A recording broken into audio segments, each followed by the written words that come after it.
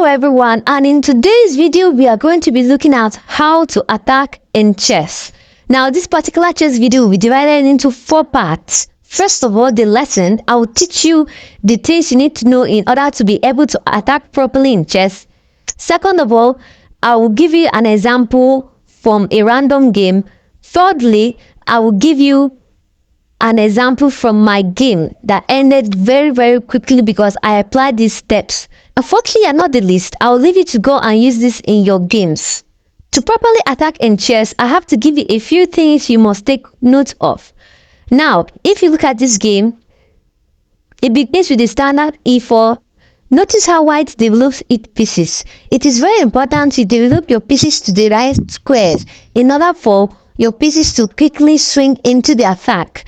Note, only one piece can never mate the king. Now you can see here that white has developed his knight. Now black, being short of development, needed to develop the bishop, trying to chase it away. But white now takes the knight to an even better square, and yet still maintaining the initiative of the attack, hitting the bishop. That it's important to note that this knight must be forced out of its current location because of the knight's control. Now, if we go back, you will see that this knight had influence on a huge number of black squares. So this knight had to be kicked out by bishop to f5. Now, the knight moves back, hitting the bishop and still maintaining the initiative. Must drop back to maintain initiative. Now, in this position, white plays h4. The idea behind this move is to put the opponent into an uncomfortable position and then attack where he is most vulnerable. Now you see in this position that white bishop is forced to react and white must react. Now we develop another piece. Now notice how white is getting more development and controlling more squares than black. Now black plays e6, with the idea of developing the bishop, developing the knight, and probably castles in the future. But then we hit him with this move, hitting the bishop yet another time. And this particular move has 2 motives. This knight hits the bishop, and you can see that this knight has his eyes on majority of black squares. Now this bishop must move away. If not, he damages the king's side and hops in with his queen, and that is not good news for black. Just to further buttress my point, he can actually, if the bishop does nothing, maybe develop, he can actually take and actually take. This is bad news for black. Going back, the bishop must drop back, and once the bishop drops back, you develop your bishop, Now one might say that the bishop is not actually doing much because of the pawn on e6. But think about a scenario where, let's say, knight plays this move and you sacrifice your knight here. You can see that this is very quickly getting disastrous for black, as his king is very highly exposed. In order to prevent this, black actually developed the knight, but white had other plans in mind. Now, as I said earlier, the first step to carry out a proper attack is that your pieces must be active. The second step will actually be, feel free to sacrifice a pawn or 2 to get enough activity. Now, some chess players in this position will be too scared to play this move, queen to e2, because it hangs the pawn on d4. But feel free to develop your piece or sacrifice 1 or 2 pawns in order to get an attack going. Now you can notice that the moment black's queen thinks that this is actually a free piece and captures it, 4 of white pieces are highly developed. While on the side of black has 2 developed pieces and a very exposed king. Now you can further continue this by sacrifice, keeping the initiative going, and dictating how the game goes. The black doesn't see this through and captures this knight. It's all over for him, as you can find mates in few moves. This is actually a second example I'll give you to further buttress the point of how to attack in chess. And it arose out of a Sicilian verse, but the Smith-Morrall gambit accepted. Moving over to this position, this is shortly after the opening. You can see that white has a lot of active pieces and black doesn't. Mind you, d5 by black is not possible because white has a lot of pieces taking control of the d5 square. Also take note of black's bishop on b7. It is actually developed, but it doesn't have a line of sight in the position, and no matter whether the knight moves or not, it will always be hit by the pawn on e4. So basically, black is developed but not developed. So you can practically say that based on development of pieces, white has won out of the opening.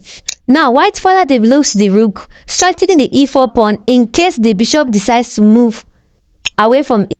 Now, black sees this and tries to take away one of white's bishop so he can have the bishop pair, and he also opens the line of sight for his own bishop on d7.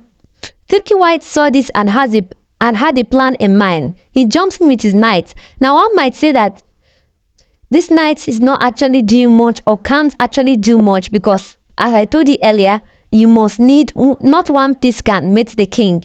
But if you see, after he captured this move, he gave white a chance to drop his bishop, and black cannot capture his bishop. It's a definite checkmate. So the best defense is to slide away with his queen, and just notice how all white pieces are involved in the game in one position or the other. And after all black's best defense, this is the most that black could get from the position. Now, it is important to note that the knight on h5 is not hanging. You cannot afford to take this knight as you blew up checkmate. So the bishop must drop back, and once the bishop draws back, this is the best move black must play in order to take away the very active queen.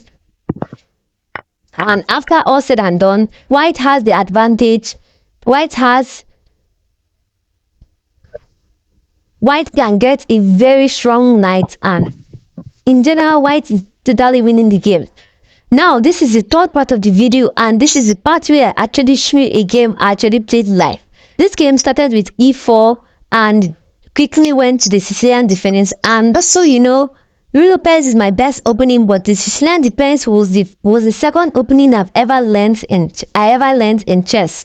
We quickly went into the dragon variation, accelerated dragon to be precise. We quickly developed pieces. Now, notice how I have more development than my opponent.